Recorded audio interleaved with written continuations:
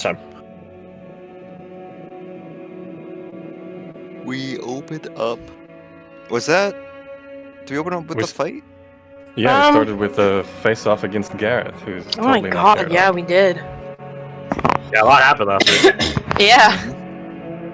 Make good time. So how did that fight with Gareth get resolved? Heart boy. We Hard boy. I like that. Why not? Heart boy, sure. We fought him, managed to beat him, but he got back up, and I think it was just around the time when he got back up that Caradoc made the third save. Some revelations. Revelations, thank you. My brain. Were made. Some truths revealed. Caradoc came to understand some things about himself. And in that understanding, he was presented with a heart covered in thorns. Which he proceeded to peel off, physically injuring himself in the process. Being healed by our combatant? Enemy? Question mark? Construct Gareth there heals Caradoc back up, and then a resolution of a kind is made, I think, as we're flung into whatever comes after, which I believe was Jin laying hands on the mushroom.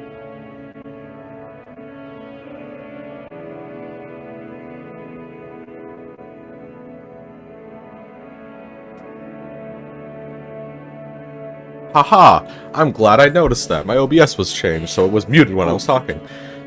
Oh, no. Oh, what was I doing? Oh, yes. One small funny thing was, how the game. Kirsty wasn't here, so I had to run her character, and she immediately got fireballed, immediately got down, almost immediately got insta-killed, and then I rolled a 1 on the death save.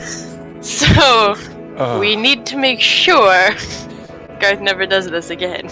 Yeah. It was all his fault. And clearly it was me.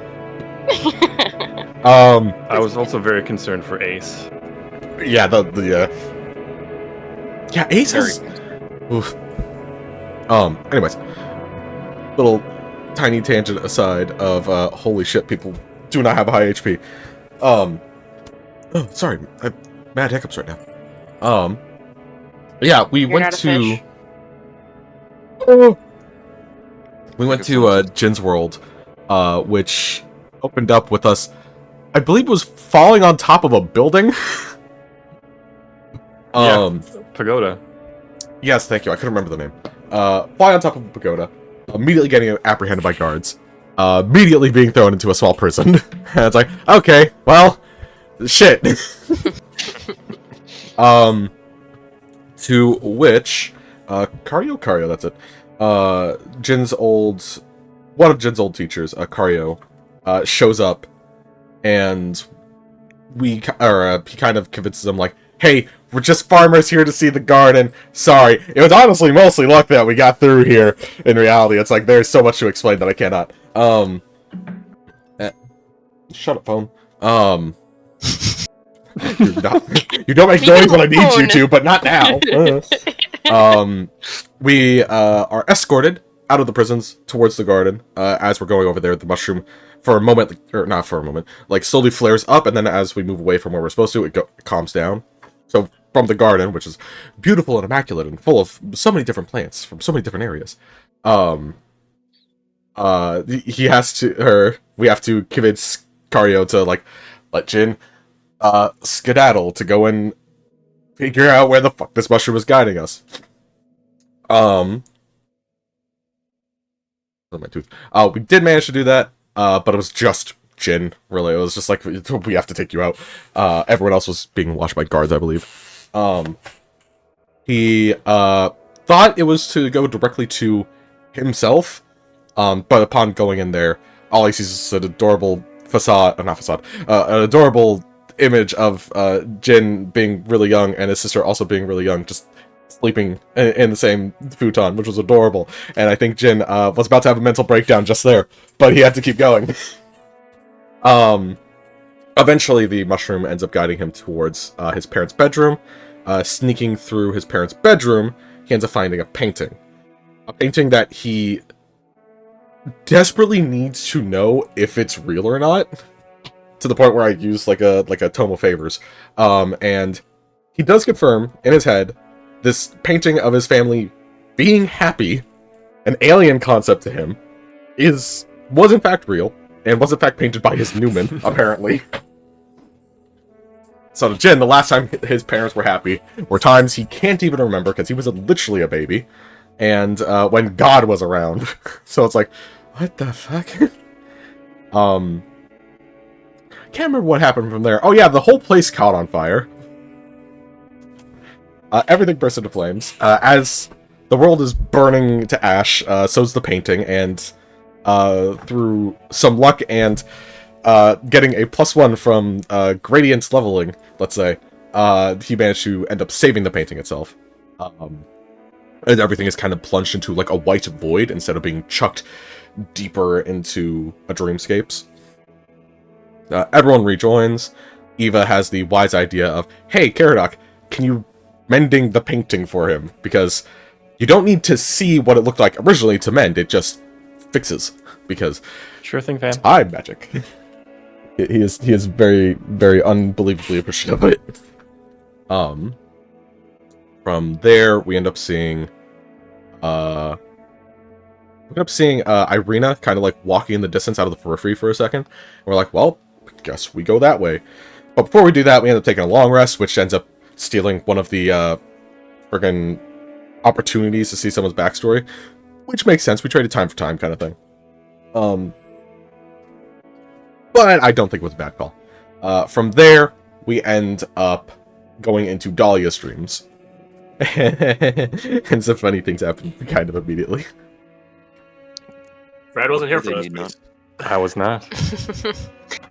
So we started underneath, essentially, Dahlia's tribe village. I feel like that's the right word. Her home. Because her Nuin is a big fuck off tree. They live in it. First thing I remember everyone noticing is their reflection, which just so happened to be dogs. They are all dogs. You're a dog. No, what type of dog? Yeah, it's Caradog.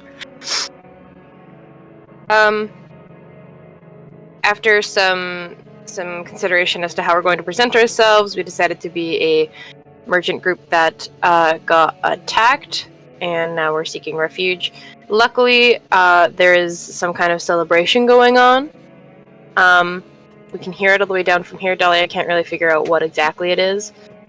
But we go up. We are meted by Dahlia's Uncle Ficus, the hunter guy. Thick is.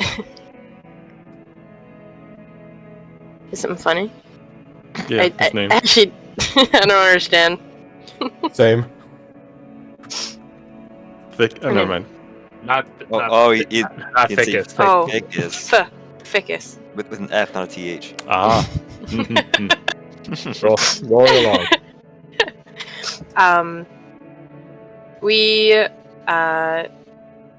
explained our situation, essentially got invited in because we said we would trade tools, which we'll definitely totally do. And once getting to the top, we encountered Dahlia's cousin. Petra. I named her. Why am I... Petra. We get food first. We get food, then we get a tour where Dahlia breaks off because Petra's cousin, Dahlia, is being a recluse, and I'm not explaining this very well. Dahlia remembers that this is the day where she and Letrevu essentially killed Petra, and the real Dahlia's got to go meet the Dreamscape Dahlia. So we split off. The rest of the group goes around a bit, goes way up high into the canopy. Yeah. Meanwhile, Dahlia goes and talks to herself, which is weird, except it's not her, it's the old Lotrevu, who knows that there's something in the village. After coming to the agreement that they both have the same goal, Dahlia returns to the group, and I forget how it's prompted, but Petra leads us to where she finds the idol that Dahlia got way back when in that the egg village. I don't remember the name of that place. And then Kravos? Kravos. Correct. There's a little bundle with some other stuff in it. Petra thinks that it is another named Wister's stuff. He's kind of a weirdo, according to the tribe. But that's neither here nor there because we don't really encounter him. Some sweet words are said between Dahlia and Petra, and then it is decided that we're going to destroy the fake idol with bombs. And, we take it. No, go on. we take it out of the tree tribe and go find a spot. When we realize that we have forgotten someone this whole time, In character. He's just been wandering in the wind in the swamp. Arnie He kind of doesn't- shows up as a follower of Aventur, is ought to do. Exactly. Has to be really setting up current me for like the best plot hook for him. Right? Oh, we forgot Arnie. Adventure. Adventure. Yep, it's crazy. And Exactly. he helps us blow that fucking idol to smithereens. Yeah, I I completely forgot about him. Yeah, It yeah, just clicked to me. Yep. Yeah. Yeah, I think that was the case for That's everyone. right. So no harm, no foul. It's explained in the lore. Yeah. I think you need to do like 30 damage, which was then double because it's like a structure and we don't do structural damage. You did 150. The It's bombs do special. special damage. But it was like a Big hand special case. Mhm. In any case, it blew to smithereens. And I think that's where we ended. You, in theory, would have been able to do it by yourself. Because you got a nat 20 on the charisma save. So your bombs Mhm. would have done normal amounts of damage to it. Right. Yeah, so in theory, I think you had 3 bombs. Nope, I had 2. And then I had the Flame Tracer bomb, which I don't know if that would count. I'm not at liberty to say. But the other piece, you could have just taken a short rest and remade Yeah. it. Because it's so... Just make Well, I all mean, bombs. lock and 15 reload. bombs. If that's what you wanted to have done, sure. 30d6. Why not? That guarantees you'll do enough damage because each die will Yeah. be minimum 1. Yeah. Plus the modifier on each bomb, yeah, you would have been golden. Golden putting. Anything else?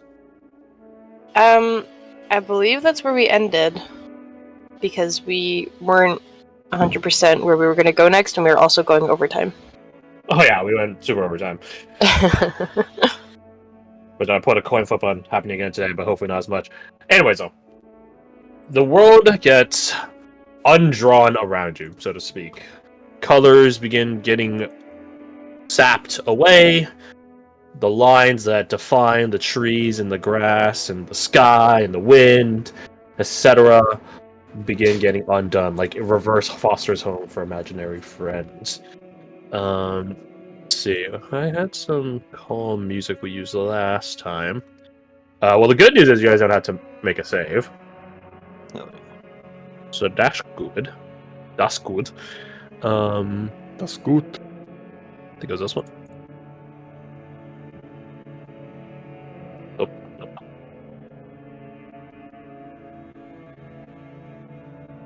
Yes, like this foreboding music. Excellent.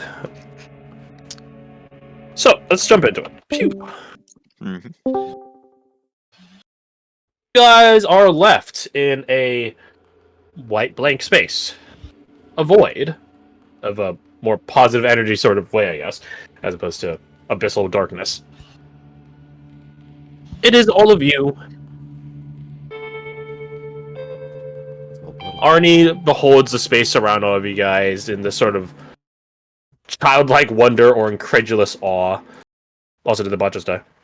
Yep. I was manually disconnected from the voice channel. No, you weren't, you lying son of a bitch. I'll Fuck, show you don't manually tell me. disconnected from the voice channel. Come back here. No, it says it's queuing though. What is happening? Oh no. Well, this is off. Oh, Okay, it's no. playing. Okay, it's playing. It's playing. We just had to remind it who the master was. Watch it break again. Anyways, while we still have that, well, let's keep it going. We have the other boss back as well, so no worries. Arnie beholds the space, or I guess, well, no, yeah, he beholds exactly the space because there's nothing else in it around you guys with this sort of childlike incredulity. Whoa! Where did they go? He begins walking. 5, 10, 15, 20 paces. You guys know that this basically goes infinitely, but he doesn't know that because he was here for the last long rest. Oh, we fucked. No, this is. Nah, by this is design. meant to happen. He wags a finger between the two of you, taps the side of his temple, and thank you to all. Walks back to you guys. Give him a look. Now we need to decide which person has the mushroom next, whose memories we delve into next. That was Dahlia's memory that you were just in. I figured. He shrugs. Yeah. With the big explosion thing related to you.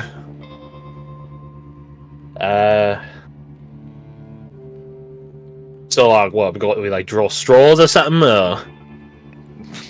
Or like, Bulk looks like Badger. Badger's just looking around, like trying to. Inconspicuous. he's whistling. Like, doo-doo-doo-doo. Oh, that could be anyone. Dahlia follows your eye. You know who follows your we don't guys' know gaze. anything about. Y'all know plenty about me. Maybe so, but we've already seen each other's, say for Yeah. Roma. You know whose we haven't seen. We haven't seen Arnie's. Wouldn't you be interested in that? No. Nah. Oh, just hurt his feelings. Arnie does a neck job, but he's just like, nah, it's fun not to get in there anyways. Also, to be fair, if we asked Arnie to tell us his backstory, he would probably just tell us. It started when I was born. Alright. Arnie, not right now, you're fine. Be a storytelling. Give me the mushroom. Ouch, Shut man. him up, shut up. You take custody of the mushroom.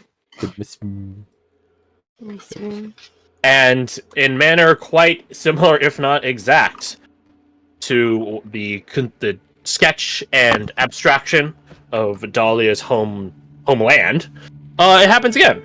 Although this time, it doesn't, populate with overgrown trees and other flora. This weird coastal environment, this biome, to use Minecraft terms. Bayou. And the bayou. It is bayou. That's a good point, actually.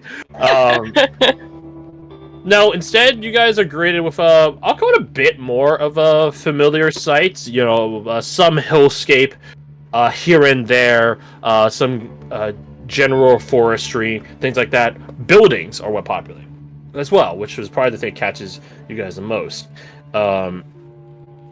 Specifically, I don't know how. I guess a few of you would have some basis for us.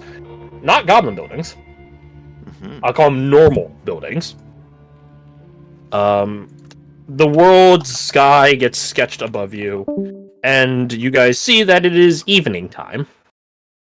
and the walls of all these establishments get drawn in this outward going in towards you guys direction, orientation, and soon enough, the walls of the building you guys are apparently in get drafted and colored, and then all the people in it as well. Not goblins, though. It seems you guys are in a tavern. No. Oh, thank God, we're not in my car. This is a free realm of town. You can tell by the architecture. And there's a hustle and bustle happening all around you guys. People ordering drinks, food being dished out, no pun intended. To you, Caradoc, this is a bit... Aside from the incident, technically a day ago, but because of a long rest, this is a bit more your speed. Although I think you might be in the midst of processing things still, but it's your call. It's your character to play. There is, a bit of rowdiness happening in this tavern. Not much is apparent. Beyond just the general rumblings of people hanging out and talking, you guys see a legion of different farmhands and craftsmen and things like that, cottage owners and the assortment, coming here after a long day's work. Maybe it's a weekend. Maybe it's a weekend with this number. Who knows? There is some music being played. It looks like a traveling troupe, duo of minstrels have taken the stage, and you guys hear the sounds of brawling happening off in one of the corner sections of the building. A dirt patch has been purposely made in the corner for takedowns, so to speak. Yeah, it's a calm environment compared to some of the other stuff you guys have been. That being said, the tribal village is also pretty calm. So here you guys are. A young woman comes up to you guys. She looks to be maybe 15, 16 or so. Has twin tails sort of tucked behind her head. What comes up to you guys? Hello. You guys want anything? A round of drinks for everybody. We're celebrating. All right. What are you fixing for? Mead, ale, something harder? What do y'all think? Just... I'll take the strongest thing you get. Okay. A round of ale and one. She says, scanning across you guys, wondering if anyone else wants to also take the strongest drink. Caradoc raises a finger, sort Two. of looking a little out of it. Two of the strongest drinks we have. Okay. I'll take the second strongest. Okay. She says with this not pained smile, but clearly practice smile. Roger that. Okay. Excuse me. Do you have a mirror around here? I need to know what I look like. She blinks a couple of times at that. I have a pocket mirror if you want to look really fast. Oh, yeah, please. She pulls out this little pocket mirror, undoes the lid, and presents it to you. You, my friend, as you look upon your visage, appear to be a halfling. Oh. Well, this is disappointing. Hand it over. Well, I think it was- I'll immediately show Falk what he looks like. He's a goblin. Well, here's where it takes a twist. Falk looks like Falk. It is a dude. Oh my If I gosh, peek that's over a his shoulder, handsome do I man just in look this like me? mirror. If Jin, ask the bar lady, the wench, if you want to use medieval terms, to look at it. Yeah, you look like you physically, like your physique. Your armor's different. Weird. Yeah, you look more on speed to a Kravos guardsman. Well, maybe not guardsman, but someone from Kravos. Alright, so more fitting rather than the far off Ryusen. Yeah. Anyone else take a look? Yeah. Let's see. So you, Dahlia, you take a look at yourself. Let's see. Let me just double check something. Did you write down what we all look like so because you knew we were going to be curious? I have no comment on that. You actually can't see yourself. What? You look like an entirely hooded and cloaked figure. Yeah! Very similar to how you travel through the free realms. Yeah! Dahlia, to match the dreamscape, puts up her hood. How weirded out does this bar lady look? A bit weirded out. To the point where she goes, you guys alright? Like a queer tinge of genuine concern in her voice. It has been a very long day. We encountered some things that played many illusions on us. We're just Oh. making sure we look presentable. Well, I think you all look fine. Thank you. I think the drinks will help with that. She says, looking towards you, Chin, about the illusion. Like nodding, like yeah, I fucking would. we're just a troop of schizophrenic travelers. Don't worry about it. Find a table wherever you can. Oh, that group just left. I'd recommend just swiping it really fast. I'll bring your drinks over real soon. She takes her leave. Run! Get that Those shit. Someone, who like, have walked towards the parking butcher in the in face. like downtown places or like public universities. Yeah, we all know. What Yep. this is like. You hawk over the spots, just striking when you get your hands on it. You guys had to grab some other smaller end tables and stuff like that, and chairs to fully seat your crew, but nothing too crazy. And in due time, your drinks do get brought out to you. You guys hear the minstrel troupe take a bit of a break for the time being. They themselves are gonna have a little drink, a little snack sesh, stuff like that. The brawls are still going on in the corner, and you guys hear some kerfuffle outside, some ruckus. You're not quite sure what, but it does sound like... Well, one sound is quite clear. Someone's puking outside, but... there appears to be something else happening out there, but you guys aren't quite sure, and it rises for, like, I don't know, 10 seconds before dying back down to a general cricket chirping outside sort of ambiance. So... But clearly... This has to be badges. That makes sense. She says, "Look." Evo says, "Look at the brawling circle in the corner." Although I don't see you. I mean, at least on our previous excursion, since I'm looking like a halfwit, I'm somewhere in this bar, and I want to fight myself. You want to? Of course he does. Well, it's not going to be fair. You're obviously going to win. You're more Nina experienced. just chuckles. Yeah, she points a finger at Eugen. He always be saying, "I can take him." Now, don't matter which side he on. He went out of way. No matter what, I win. Is that the point of all this, though?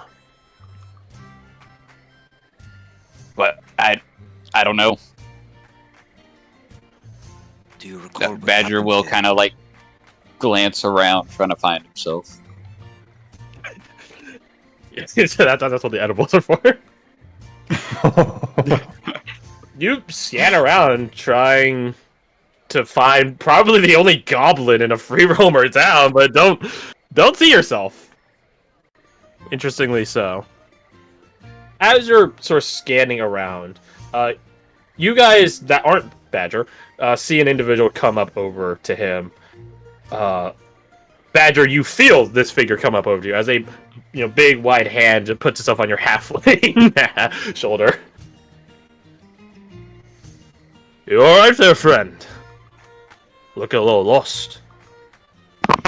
You turn to see who it is, and you see a familiar face, although it's quite clear that he doesn't recognize you.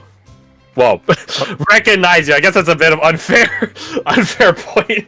Like, he can't recognize you. Cop says his Discord died. No! No. It's the worst time for this. God damn it. This Punish man, him. give him a virus. Get him.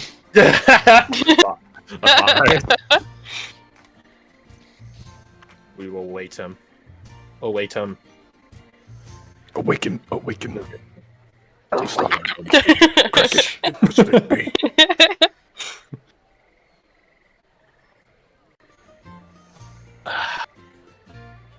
What if one of you guys beat up Badger? Do you think I was like split the timeline? What if Pretty Ace funny. What if Oh, Ace he beat was shit. him? Because at this point, he should only be like level like 1 or 2, right? So no, he should be level 1 because you guys started the campaign at level 1. So that means he's like level 0 or level 1 right now. So Oh my god. So you I know. can take him. Yeah. Yeah, Hopefully any of you can take him. Hard take him. You've got a lot of Imagine pent up how- anger. Badger lives that down. You know what? While we have a second, you know something I've been wondering?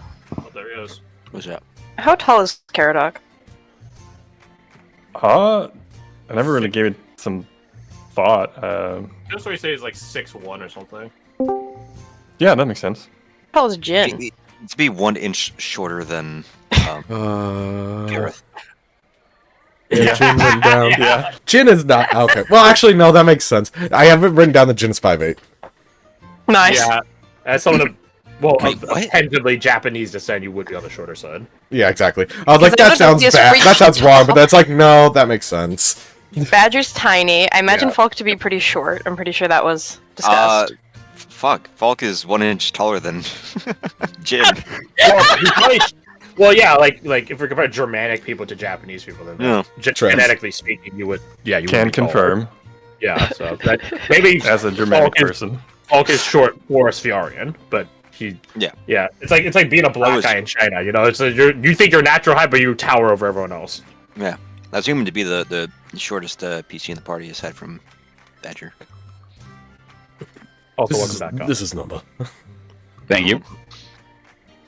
So you feel a hand be put, a claw and a big meaty hand be put on your shoulder, and a voice that you recognize as familiar. Looking for something there, friend.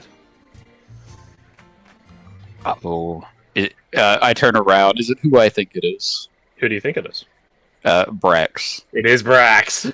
Hey. I'm looking for a fight. I knew it! I knew the look. Come here! He grabs you and picks you up Oh, and God. brings you over to the fighting corner. Well, good luck. Eva just has a smirk on her face, like he got what he asked for. No. Do you guys think if you were to bet in this dream, would the coin be real? There's only one way to find out, though, isn't there? Falk stands up. Does not take much attention. As you are being manhandled over there, Badger, Brax is like squeezing you in different, where he has grip on you. He's just like, "Oh, I got some solid arm for a halfway. Oh, maybe you might put up a good one." And it's quite clear the crew in the corner recognizes Brax. Some of them in a positive way, some of them in the opposite. As you know, he brings you over and some grimaces go on their faces, and two guys look at each other and they roll their eyes like, ugh. But one of the more happier individuals to see Brax just come over. Brax! Who's the kid? He's not a kid, he's a halfling. The guy shrugs. The guy shrugs like, wait, what's the difference? What's the deal with airline food sort of style? This is... What's your name? Yeah. My name is Montgomery, but people call me Monty. Monty! This is Monty! He puts you down. Monty here's looking for a fight. And immediately, aside from the two guys who are in the middle of brawling right now, everyone's like, hey, real shit? They all look at you. He's looking for a fight. Well, we can accommodate that, Monty. You new in town? Yeah, I just popped in. Oh. Making a little circuit around the realms? Get to the right spot. Well, once these two are done, you hear the sound of a sickening thwap, and one person drops to the ground. He doesn't turn around, he just has a thumb pointed over his shoulder at the two, now one people brawling. Hey, spot just opened up. The rest of you who are coming over see, like, a bunch of individuals, like, grab and drag this now unconscious fellow by the armpits out of the ring, with some blood freshly splattered across the ground, as the winner just holds up, like you know, some pump-up fist, like, yeah, woo! And then he walks out and does, like, a arm grab with one of his bros and like bumps chest against each other, and they're like, "Hell yeah, dude! Hell yeah! That was a fucking good win. That was a solid hit." And you guys can see, perhaps to Falk's immense interest, coin being exchanged by a few individuals in the ring. Oh, my God, damn it! All right, set Monty up here for a fight. All right. Let's start you off with the little league. He looks at another guy who just shakes his head like, "Dude, that's not funny." Yeah, That's racist, dude. I thought it was funny. Let's see. He turns on his heel and begins looking at all the combatants. No, not alright. Oh, you can find Ned. Points out. He's squat, but he's not short like you are. He's definitely a bit more rotund. So, not a dwarf. Not that you guys all know what that is. But he's getting there. He like cracks his knuckles. All right. That's the best you got. Wait, hey! You gotta. We don't know what you're like. You come in here, asking for a fight. We allocate a fight for you. All right, we starting at Ned. Because if Ned beats you, you suck. Brax like shakes his head. He's like, yeah, you would suck. Yeah. I can take it. I hear you. He pats you on the back. Sounds like someone I know. All right, get in there. He boots you in. Ned comes over, cracks his knuckles, and shakes his head. Nothing personal. No, loser buys the winner a drink. He does like hey, yo, real shit? He's on respect it. Deal. What are the rest of you guys doing? There seemed to be a bookie. You didn't catch his name, but the guy that's allocating the fight seems to be the bookie. Mm-hmm. As he begins like telling people like, all right, like all the people that you saw paying bets or paying each other bets earlier, he goes like, all right, ante up, like come on, dues, fees, and stuff like that. Yeah. So it does seem like he's the bookie. I want to glance around. Oh, I'm sorry. I'm so sorry. Falk just wants to go up to him and take out 2 silver coins and say, 2 silver on the short little freak. he takes it and bites it. 2 silver, huh? Alright, bet's going! Pool's open! We got 2 on the little one! 2 on the little one! Which one's the little one? Yeah, you know what I'm talking about! The littler one. The littler one. Give me a moment. Probably +5. Yeah, that's about what I expect for a general guy, NPC. He rolls performance, and he gets some people hyped into this fight, but it's quite clear that some people are like, I have no clue who this fucker is. He literally showed up, like, 2 minutes ago. So some people are like, nah, no bet. Maybe next round. No bet. But you do get some people that do bet against you. So it's quite clear that some of them are just betting on Ned, just because they know him. They have no clue about Badger, or I guess Monty, technically. So they're really betting just for the hell of it, as opposed to, like, they have any estimation on who's gonna win. One might call them addicts of gambling, but I digress. It doesn't exist. Doesn't exist, you're right. This is a fictional setting. So, I think what's up? I think Kerdok goes over to the unconscious man, sort of on autopilot, just to check on him. Probably has a concussion. But he's alive. No bleeding of the skull or immediate death inbound. He is stable in that respect. Dahlia's minding her own goddamn business, like she did when they were traveling. Are you hanging out at the table, or are you with the group? I thought the group was at the table. So some of you guys you guys had to follow over to spend coin and stuff like that. Yeah, let's fuck up the table. Right. Dahlia will be at the table. Mino goes over to the group just to watch. Fayez and Eva stay at the table, though.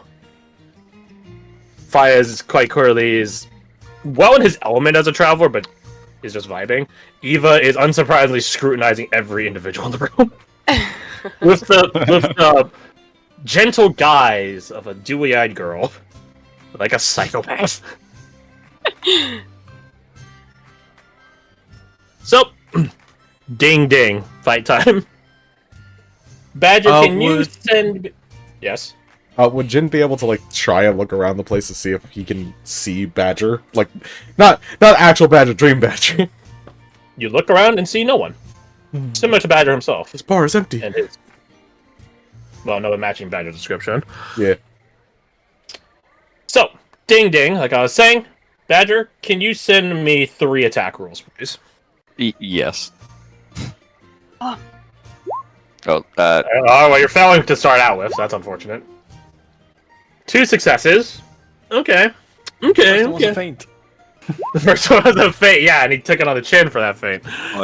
Oh yeah, by the way, who get inspiration? It was pretty evenly split between the 3 people that went last time. Yeah. We'll roll for it. In chronological order. Alright, congratulations, Caradog. Caradog. Hey, nice. Let's see who wins this bout. Pew, pew, pew. What is your AC? 16. Oh, you guys matched! You guys have matched on how hit for hit. You guys both missed your first one. Oh, okay. Well, unfortunately, he doesn't do anywhere as near as much damage as you.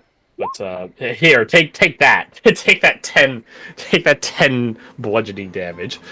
As both of you begin brawling at one another, both of you apparently quite clearly missing each other to the boos of the crowd around you. Like, hey, come on! Like, this is how we're starting this.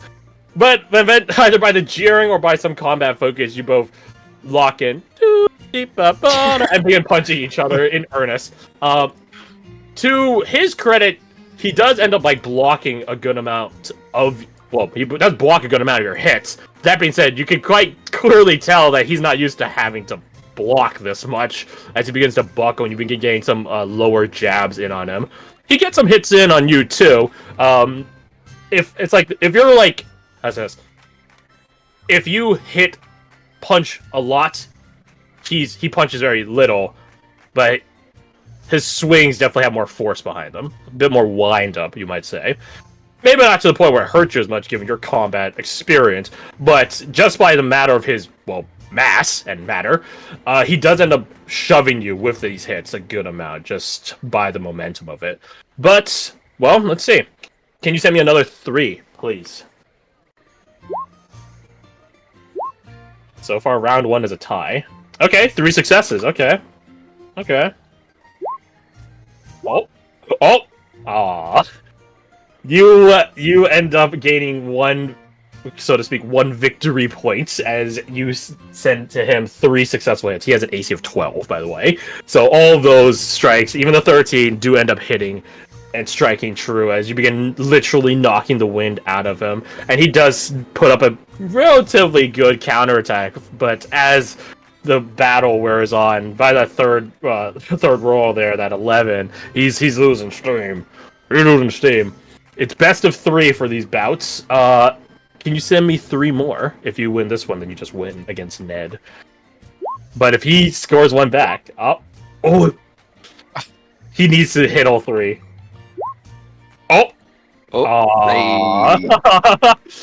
No, now you're sweeping Ned off his feet, lunging down like the little goblin you are. Not that they could see that. And begin like decking him in the face until he does 1 last big punch, but you manage to take it on the chin, not really caring.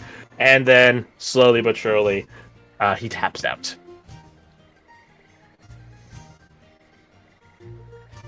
And with that, bets are paid out. The bookie begins going around collecting his dues, but he distributes out to you folk your winnings.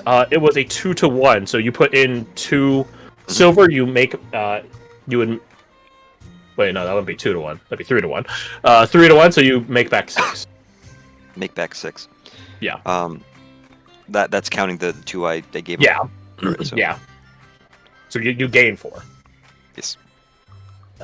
Brax does walk over to you, Badger, and grab you and hoist you up, lifting you a couple of feet off the ground. We have a winner!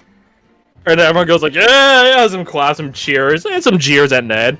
But to Ned's relative credit, or from the fact that he's so rotund, he doesn't need to get dragged out of the pit like the last guy. He does like give you a nod of his bloodied and swollen like eyes and lips. He just nods at you. Good fight. I'll toss him like, I'll toss him like 5 copper to get a drink. Keep it. We had a deal. Nah. And he goes off and immediately begins ordering a drink from the bar itself. Right. Got anyone tougher? We got plenty of people. Don't you worry, Bucko. But hey, take a bit of a breather, take a bit of a break, let some other people have their fun in the sun. That's what people say, right? He looks at one of the guys, he's just like, that's sort of what people say. Yeah, good enough. Well, we'll come get you when the next bout's going. Maybe we're doing a little, sort of tournament style going right now. But, it's not fully official. But we'll come get you when the next round's up. Sounds good. He'll go join the rest of the party. All right, Brax, your turn. Oh, yes. And you can hear Brax beginning his brawl as you return back to the rest of the party. Falk, you are slightly heavier with the little coinage in your pockets. Caradoc, Ned doesn't seem like he needs medical attention, given that he's walking around pretty stably just by taking several hits to the face. So kudos to him. Yeah. That or he came in here concussed and he's leaving here the same concussion. Like one or the other. Damage is done. Damage is done. So you guys return back to the table. That'd be a good fight. Could have been clean out, but pretty good. I miss this so much. Used to be so much simpler before I met all of you. No offense. Even Corks and I brought that, like, the same way, like, Kevin 11 and Ben 10 is like, no, I sense I made a mistake of some kind. She's Gwen. She's the Gwen in that situation. You can always go back to it, Monty. I think I'm alright. Mm. I have more survivability than you all. Don't speak too soon. Work. He's new. I give Ace like a bit of food from like off the table so he cheers up. Plus, Ace No, is grown fond of y'all.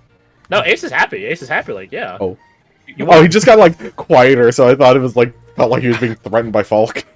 No, that was me leaning away from my back. That makes more sense. Don't feed him from the table. You expect it.